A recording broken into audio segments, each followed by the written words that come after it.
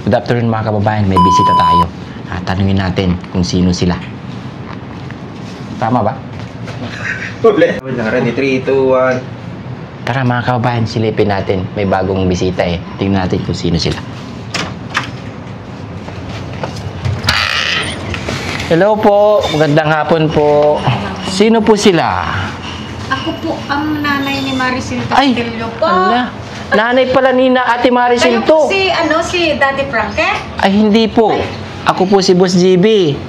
Ay, kasi hindi ko siya Wala po siya. Ba't po kayo napadpad dito, Nay? kasi ganito po, kabuanan na ng anak ko, manganganak siya sa Dagupan na Kabuanan, di naman buntis si Ate Maricel. Hindi, yung isang anak ko.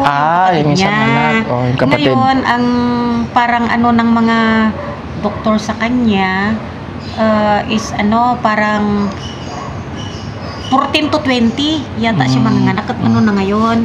May yes, tabala na ako interview ading. Kaya inuna ko muna na puntahan pasyalan niyo muna si Ate Maricel bago kayo pumunta doon. Anak ko, hindi ako nagpaalam sa mga anak ko, lumayas lang kami na pumunta dito, sir. Pero tinawagan ko yung anak ko sa Dagupan kanina, sabi niya ang bigat-bigat na ng kalagayan ko, sabi niya parang manganganak na ako, sabi niya kung manganak siya, sir, hindi ko na mapuntahan si Maricel siyempre may alagaan na ako. Kaya ninais niyo munang pasyalan si Ate Maricel. Inuna ko siya dito. So yun mga kababayan, napasugod si nanay pala ni Ate Maricel kasi hindi ko masyadong na kilala si nanay. Minsan na po ako nakapunta doon pero hindi ko na kayo si nanay pala ni Ate Maricel mga kababayan. Nanay, ako ang nanay niya po. ang pangalan niyo, Nay, nakalimutan. Ay, si Liberty Castillo. Liberty Castillo, nanay po ni Ate Maricel. At si ate, Hipag ko po siya. Ang asawa hipag. niya, parehas na kaming balo patay ng asawa namin. Yung lola ng asawa niya at ang lolo ko, magkapatid po. di ibig sabihin ngayon, Hipag ko siya. galing pa po kayo, Nay, ng Isla ng Anda. Anda. Opo. Nalayo. Anong oras po kayo doon nawalis, Nay? Alas 7. Umaga. Alas 7 ng umaga. Matraffic sa Dagupan. Ay, dagupan kayo bumaba. Opo. Tas Diyan papunta dito. manganganak ang kapatid niya. Kaya hindi ako nagpaalam doon sa manganganak na inuna ko tong panganay kong anak. Sige, naman sige. ito, mabait naman ito, masipag naman nung hindi pa siya nagkaganyan. Nagkaganyan lang siya nung, siyempre, ganun nga naman ang trato ng biyanan niya. Kung Kaya bakit nagkaganon si yun ba yung dahilan? Yun ba yung dahilan, Nay, kung bakit medyo na-depress si Ate Maricel? Opo, sadista talaga yung asawa niya, nagbabait-baitan lang. Yung asawa. Oo, nung pumunta kayo doon. Ibig sabihin siya po talaga yung dahilan, ganun ba yun? Opo, sinasaktan yun. Ilang beses yan, kaya puro pasa-pasa black eye na umuwi sa amin. Hiniwalay ko na yan, sinundan. Hiniwalay ko na naman, sinundan na naman. May pagmamahal ayun naman. na po. Nung unang anak niya, binawi ko yan. Dala ko yung anak niyang lalaki, panganay. Binatang-binata na ngayon. Yung panganay na dalaga niya, binawi ko na naman. Bakit niyo binabawi, Nay? Sinasaktan nga, sir. Puro siya pasa. Si Ate Maricel. Oo, kawawa siya. Kaya lagi niyong binabawi. Lagi niyong binabawi, tapos bumabalik naman si Ate Maricel. Oo, alam nga niya yung asawa niya eh. Nung hindi na siya nakatiis, marami din siyang sumbong sa akin. Siguro, totoo naman siguro yung sumbong niya. Ay, si Ate Maricel lagi nagsusumbong sa inyo. Nagsusumbong na nung idinating yan ng DSWD 2022, February 17. Birthday ko pa noon, 56 ko. Kat mag-60 na ako.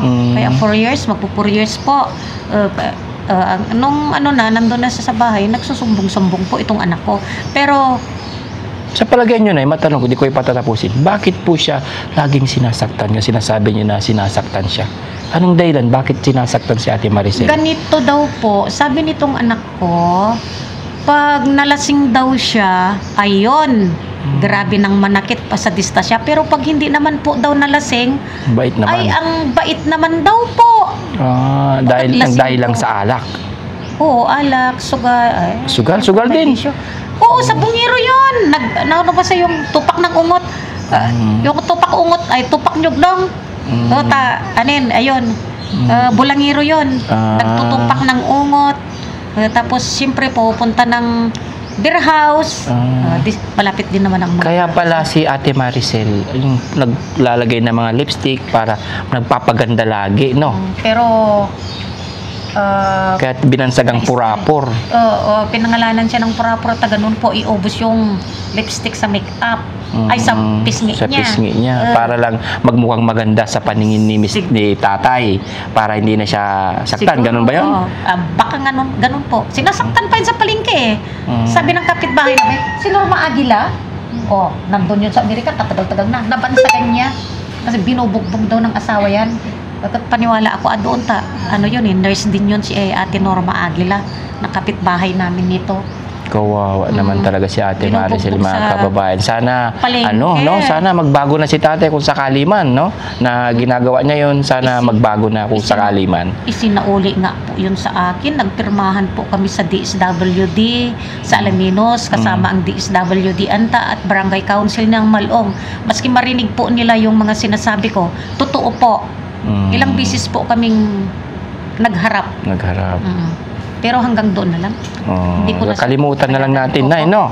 Sana kalimutan na natin yung mga nakaraan at mag-umpisa tayo ulit sa panibago kagaya ng nangyayari kay Ate Maricel na unti-unti na po siya nagbabago. Sana maging okay na ang lahat.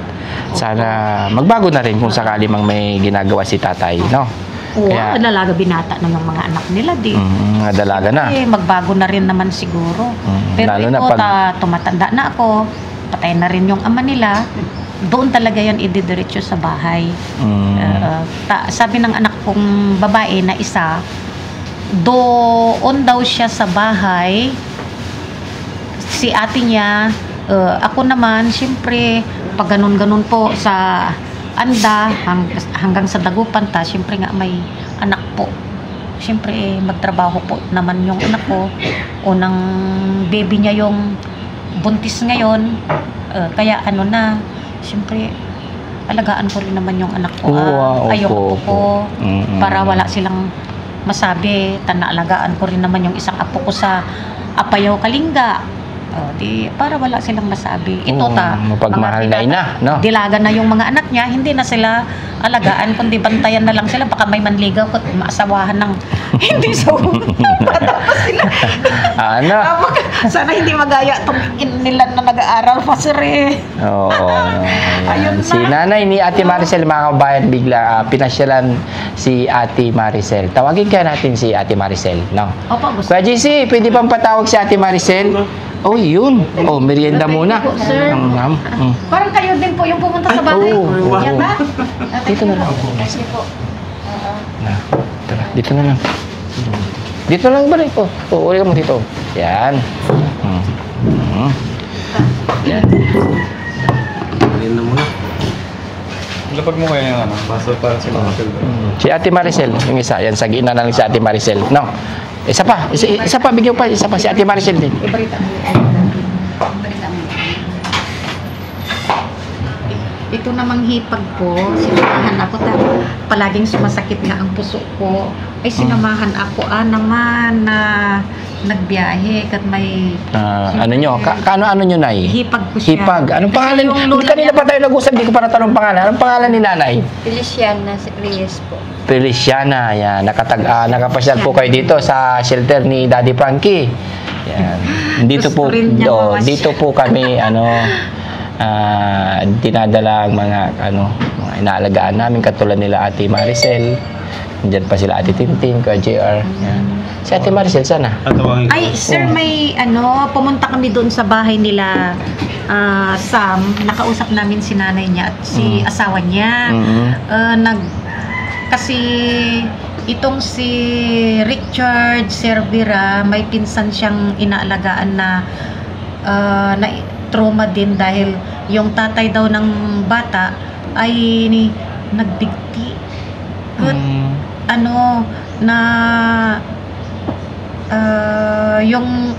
Yung nanay ng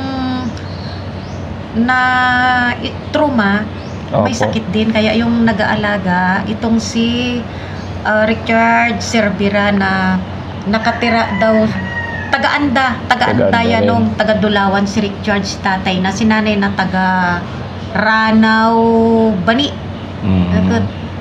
Gusto nilang ilapit yung bata. 25 anyos yata, 24. Ano yun, Nay? Lalaki, babae? Lalaki siya, pero Lalaki siya. masipag. Pag pumupunta sa andas Bakit si gusto Richard, mong ilapit kay Daddy Frankie? para matulungan, para magamot po yung bata. Kawawa Ay, yung mga daw ano? naman sila.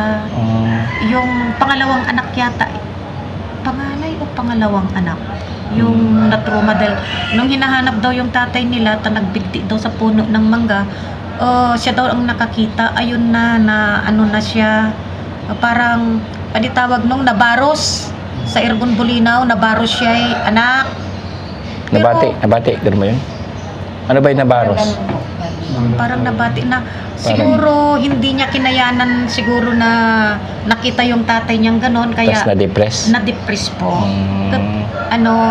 Pumunta sila doon sa bahay. Sinamahan ko naman si Richard doon sa bahay nila sa gusto magpasama nga, di sinamahan ko naman. Kaya yun po, parang gusto pong, siyempre sabi nga ng nanay ng na-depress, sa sobrang hirap daw ng buhay at may sakit siya, baka daw kunwari baka bawiin na siya ng Panginoon yung nanay.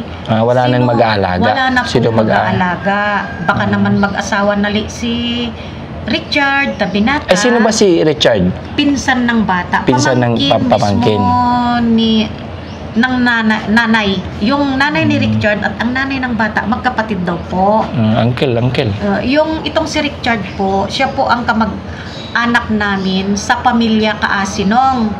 Kaasi de la Cruz siya, si Laking Montpedro, si tatay ko. Kanayon Gusto siya niya, sa pamilya gusto niyang Kaasi. ilapit kay Daddy Frankie yung kanyang sitwasyon na... Ano ba yung sakit nun? Na-depress na... Depress.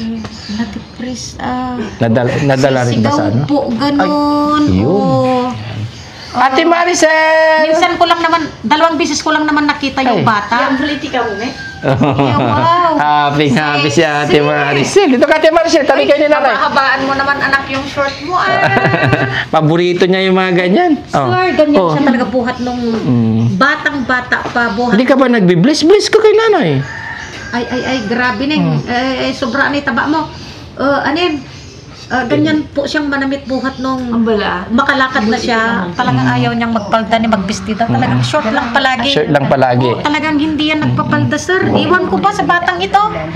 Talagang short pan palagi. Merienda kayo ni nanay. Sasabayan mo si nanay magmerienda. Sobrang taba mo, Nay. Sabayan mo si nanay. Ano yan, kaibot na. Ate Maricel, happy ka ba na pinasyalan ka ni nanay? Tingnan mo, na-miss ka ni nanay, nagpunta dito. Pinasyalan kasi mga anak na yung kapatid mo. Hindi nali kita mapasyalan. Siyempre, may bata na, may sanggol. Siyempre, alagaan ko naman ata. Alagaan ko si Sakira. Nung nanganak ka rin, pinupuntahan rin kita. Pero hindi nga ako makatagal doon sa inyo. Ganon nga, grabe yung biyanan mo. Nanganak kayo na maes? Ay, hindi pa. Mabigat na daw yung tiyan niya, sabi niya kanina. Pero hindi ako nagpaalam na dumiretso. Nung nandun na kami sa dagupan sa Nay. traffic. Na-miss mo si Ate Maricel? Opo. Payakap nga ng isa para yakapin mo si nanay, yakapin mo rin. Yakapin mo si nanay. Yakapin mo na si nanay. Ano yun? Sa kabilaan, ano yun? Uy, pinakulay mo yata yung buhok mo Noon. Saan? Dito na? Nay, papayakap nga kay Ate Maricel. Yan. Ayusin mo yung inin mo may panda ka doon ka na didiretso sa bahay wala akong kasama. Pag ganun ako siyempre mga anak yung kapatid mo Yakap mo, Nay. doon ka sa bahay. Yakap mo si Ate Maricel. Para wala kang may mga pagluto na naman doon. May mga gamit naman doon na gamitin mo kunin mo yung Ate Maricel. Ate Maricel. Doon na sila sa bahay, doon na sila mag-aral sa Central Integrated. Ate Maricel, kiss mo si nanay, kiss mo si nanay. Naman yun. Kiss mo nga si nanay, di mo ba na-miss? Matagal kayo hindi nagkita. O, kiss mo si nanay. Namiss ko. Oh, na-miss mo si nanay. O, di kiss mo pala. Ganun ako, yung nanay ko, kinikiss ko yun. Sige na, gawin mo na. Gawin mo na, kiss mo si nanay. Sarap, di ba? Yun mga kababayan. Ganyan. Pahabaan mo naman anak yung... Naligo. Ganyan po ang talagang matagal na hindi nagkita. Na-miss niya si nanay. Dumating kami ng palengke ng sa harap ng palengke ng Malasike. Nakita ko yung Bureau of Fire. Tumutulong na siya na Di nagtanong kami doon sa mga Bureau of Fire. Tapos nag-ano sila ng tricycle. Ayun nga, yung tricycle na nagdala sa amin dito, yun ang nakakaalam dito sa Barangay Aliaga. Sabi ko Alaga, hindi ko makalimutan Barangay Alaga. Ate Maricel, happy ka ba na pumunta dito si nanay? Alam mo ba na pupunta siya dito? Hindi. Wala talaga kaming kaalam-alam mga kababayan. Nabigla po ang Team Daddy Frankie. Number na binigay nila sa akin, 11 number yun, naibura yung isang Nabura. number, 10 number na lang, di wala na. Nabigla po kami na sa pagdating ninyo kaya kanina nagpunta pag may pinupuntahan po ako, sir, hindi po ako nagpapaalam. Hindi ako magpaalam sa mga anak ko. As nabiglaan, papunta na ako. Hindi po namin alam na na para nabigla talaga kami. At saka hindi na po Ngayon, kami talaga, hindi na kami makakontakta. Nabura nga yung binigay niyang number. happy ka na? Happy ka na, Ate Maricel? Kaya ipalista ko ulit yung number ni Yan, Sir Sam. Inom kayo kung nay. Te, inom kayo kung. Para Sige na. ipalista ko ulit. Ate Maricel, kain ka. Ate Maricel. Lang po kung napasyal kami dito. Okay lang yun muna. Kasi po talagang mga Judith na kasi talaga ng hanggang 20 ang araw niyang manganak. Sabi ko, ilang araw na lang. Nervous ako, sir, hindi ako makatulog. Iniisip ko yung manganganak. Ito naman, hindi ko na iniisip maganda naman ang kahinatnan niya dito. Kaya hindi ko siya iniisip. Pero namimiss ko po. Talagang sinadya ko po talagang pumunta dito. Sabi ko, tingnan ko nga kung talagang na siya, magaling na siya. Okay na nga siya po, magaling na po siya. Sabi ko, Nay, siya, Nay? Tumutulong-tulong na yan, Nay, sa gawain dyan. Tapos tumutulong sa pagpapaligo sa mga sabi pa nga niyan, Nay, tutulong na raw siya sa pagpapaligo sa mga beneficiary ni Daddy Frankie na nadidepress kasi yun din ang ginawa sa kanya. Kaya gusto raw niya ulit parang gumanti sa lahat ng ginawa sa kanya sa pamagitan ng mga iba. Grabe ang pang-aapi dyan sa kanya na Hindi yung parang kasi yung ginawang kabutihan daw kay Ate Maricel, gusto niya rin suklian na ginagawa ni Daddy Frankie. Tama po. Kaya at saka gusto ko po sana kasi pag nakauwi yan sa anda, baka ibuli-buli ng mga, alam mo naman yung mga sutil, lalo na po kung may nakainom, baka ibuli-buli po siya, baka kantsa-kantsawan ganon. Kung pwede po, maski dito na lang po siya magtrabaho sa inyo. Para... Agawid ako ito, maya tayo ipon ko, tanda nila maya dito. Dito ka na lang. kasi Nay, agawid ka na. Agawid ako nito. gusto nyo pa, Nay, na dito muna siya. Opo, muna, sir. Dito muna siya. Para hindi siya ibuli-buli, baka... Agawid ako nito. Ulit maya dito. Kasi kailan ba Sam yung yung schedule niya na sa ngipin na para matapos na? This week. Kasi this week na schedule siya na para matapos na yung niya, yung mga ngipin niya para maging okay na lahat. Gustiso. Oo. Tatapos na yun rin yun siguro kasi nasukatan na, di ba? Gaganda na si Ate Maricel. Lalong gaganda na. Ligawan na di siya ulit. Ligawan siya. Liligawan na ni tatay ulit. Liligawan na ni tatay ulit. Ang tanong ko, babalik ka sa asawa mo? Hindi, uuwi ako doon. Uuwi ako doon. Ayaw mo na kay tatay? Para pagsuyuin ka ulit ni tatay? Bakit na... Bibigyan ka niya ng bulaklak. Hindi. Bibigyan ka ng chocolate sa bulaklak ni tatay. Kasama yung si mga anak mo. Nainis siguro to nung nagdala siya ng Ano babae sa gagawin mo? SWD. Para mabuo. Ayaw mo mabuo yung pamilya, Ate Maricel? Matapang yung matanda. Kung sakali mo magbago si tatay, di ba? Mabuo na yung pamilya. Para maging happy na.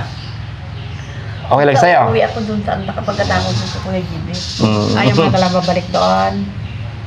Wala na talaga, sir. Talagang ayaw na niya. Talagang naano na Nasa siya. sa kanya naman ho yun, Nay. Lahat ng Pero ayaw naman siyang desisyon. tanggapin doon. Ayaw nang tanggapin ng Biyanan. biyanan. Ayaw na Oo, siyang siya nga tanggapin ng pala, no? asawa niya. Isinauli po sa akin. Nagpirmahan po kami. May pirma. Sabi niya, borders ko lang yung anak Sa ko. bagay, Sabi niya. doon ka na lang kay nanay para may kasama si nanay, no? Ate Maricel, doon kila nanay para may kasama kasi walang kasama si nanay. Doon ka na lang.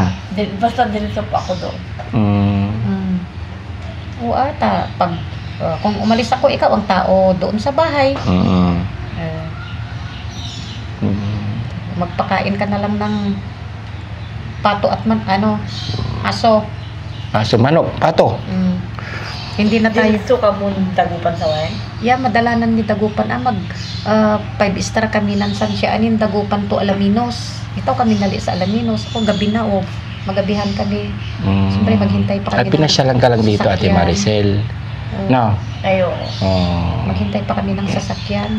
Matraffic sa Tinignan yung Dagupan. sitwasyon mo ni nanay. At tiyak si Bildang sa wala sa dagupan. Oo, ata mga anak na nga. Sa ibang punong pangyakaya. Tumigil nga at ang mga anak mo. Nay, cook ka muna, Nay. Tinapay, Tumigil sa tanong yung driver. Tanong ko yung yan. driver. Ay kako. Medyo may kalayuan pala sa sa National Road tsaka sa mismong sentro ng bayan. So yun mga kababayan, ito ang nanay ni Ate Maricel na pasyal sa shelter para kumustahin ang kalagayan ni Ate Maricel. Ayan. Thank you nanay Thank you, sir.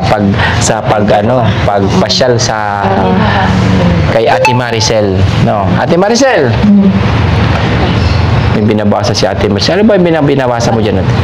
Yan yung mga yan yung mga tinutulungan ni Daddy Frankie na kalista. Ang akala namin makaabot pa kami sa ay magipag-release sana kami. Kay tapos na. Oo, saglit lang yun kay nanay namin. Saan po linamay? Dito na rin. Hindi, dun sa bahay nila. Opo. Doon na makasama ka lang po. Doon po yung bahay ni nanay ko sa si tatay ko. Ay, magkakapit po kayo ni Sir Frankie. Opo. Ako po yung Kung ikaw si Sir Frankie kanina hindi. magkakapit kayo. Ako yung kapatid na bunso na kapatid nila. Ngayon, kaalis lang ni Daddy Frankie. Papuntang Maynila dahil may importante po siyang kailangang gawin doon sa kanyang negosyo. Kaya pinaubaya muna sa akin yung pag-uos sa mga nandito sa kasama nila Kuya Sam, KG27, sa mga Kaya merienda muna kayo na pumunta dito ay lamay kako ay siguro nandoon talaga si Maricel kasi kung minsan kasi keypad lang po yung cellphone ko, kung minsan ay baka sa Makati, kaya baka sa Malasiki, ganon ang makita ko lang naman doon sa kapitbahay ko kung minsan ang merienda muna kayo. sir. Nakaon ba to? Bago niya gawin yung isang bagay, pinapaalam niya muna. Kaya doon namin po napagtanto na magaling na si ate. Maski sa palengke, ipaalam niya kung manghingi siya ng Matanong ko lang, anong masasabi mo kay Ate Maricel na Maganda naman po, sir. Nadalaw namin siya. Magaling na pala siya, sir. Si Ate Maricel, ang dami nang wala na po siyang mga makeup, wala na siyang mga tawag dito, yung mga dati mahilig talaga yan na Pinuno yan, sir. Saka dati kahit gabi naliligo pa siya, ngayon hindi na. hindi na siya, sir, Hindi, naliligo naman araw-araw. Ibig sabihin, kasi pag una yung dating dito is, hindi ko mabilang kung ilang beses sa isang araw. Maligo. ubusin niya yung tubig sa Hindi. Unlimited yung tubig dito. Pero ngayon, na lang, isang beses na lang siya. Pero sa amin, binibili ang tubig, tangki-tangki. May mga drum-drum doon na nakalapag. Ay, ubusin niya. Isang drum Ngayon, te, anong sa palagay mo, may pagbabago na ba kay Ate Maricel, te? Marami na po, sir, na Kasi dati po talaga ay, nung sa anda po, sabi niya, pag nakita niya ako, talagang, ay ante, pahinga akong 5, ganun po. Pero talagang malaking pagbago na po siya ngayon. Sir, oo. Oh, di ba, Ate Pag po Maricel? nakita namin. Tanda mo kung sino ang asawa ni Aunt Sianang mo? Sino? Nakalimutan mo, si Antong mo inon? Ay, oo. Kaya po, Yan. Ay si... Nabiyuda to eh.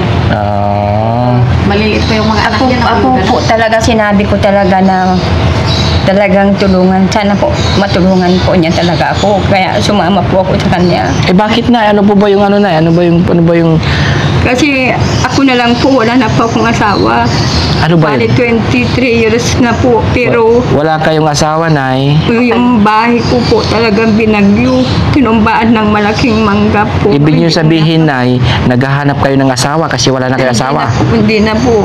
Yung gusto ko lang po. Ay, hindi na po, wala na po sa akin po yun. Ako na yung asawa eh. Hindi po, kaya nagpasama po ako sa kanya, sir, para masana makapunta man lang ako kay Daddy Frankie at matulungan po sa niya ako. Yung bahay ko po talagang nagibaan Nagiba. ng mangga po. Taga saan po ba kayo, Nay? Sa mismong bayan po. Magkapit-bahay po ba kayo? Malapit po. Sa Malung po siyang konti, pero dito ako sa bayan. Wala akong ano bahay, sir, talagang as in talaga po na Yung mga anak niyo, Nay, mga anak niyo. nasa Maynila po, pero wala naman po silang mga trabaho, sir. Ilan po ba yung mga anak niyo, Nay? Mayroon na lang akong isang anak niya nag-aaral, 5 po sila, pero 5 mayroon sila. kaasawa na po. Hayaan nyo at ipaparating natin kay Daddy Frankie na yan. Magkapit-bahay. Malapit lang kayo doon, no? Opo. Ano na yung pangalan nyo, Nay? Feliciana Reyes. Oh, Nanay Feliciana Reyes. Yan, kasama ni Ate Maricel. Hayaan nyo at ang yung kahilingan ay ipaparating natin kay Daddy Frankie dahil sa ngayon mga ate ay Nay kasi may pinuntang malagang bagay si Daddy Frankie sa Makati kung bakit wala siya ngayon. Siguro nalit lang kayo ng mga mga 1 oras, 2 oras, ay 1 at kalahating oras. Traffic. Kaalis lang. May oras. 2 oras na kami matraffic dyan sa may gabi. Si Nanay naman, gusto kong matanong, anong masasabi niyo ngayon, Nay, kay Daddy Frankie sa ginawa niya kay Ate Maricel? Ang masasabi ko po kay Sir Frankie, parang siya ay Santa Claus. Santa Claus. Oo. Hindi po namin siya kilala. Hindi rin po namin siya kamag-anak. Pero, magpasalamat ako sa kanya dahil natulungan niya po itong anak ko Si Ate na Maricel. parang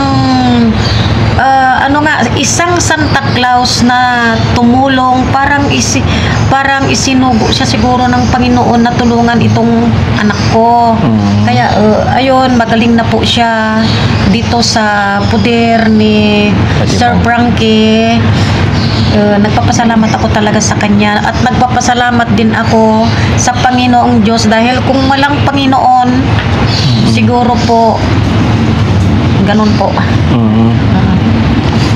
Nay, alam nyo kasi, Nay, talagang ang adhikain ni Daddy Frankie ay makatulong sa mga, hindi lang katulad ni Ate Maricel, sa mga senior, mga bata na may kapansanan, lahat po basta kayang tumulong ni Daddy Frankie ay gagawin po.